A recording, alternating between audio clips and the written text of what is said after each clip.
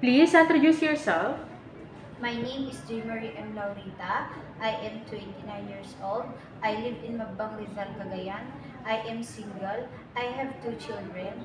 One boy, 11 years old, and one girl, 8 years old. I am undergraduate college. In case you're working in Hong Kong, who will take care of your children? My mother and my father will taking care of my children.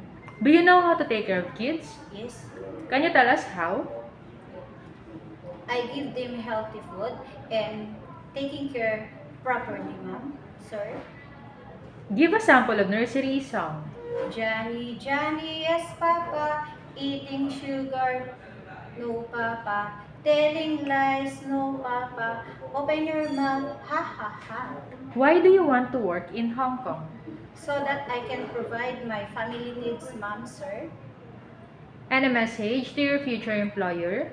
Ma'am, sir, please give me a chance to work with your family. I promise to do my duties with your family. Thank you.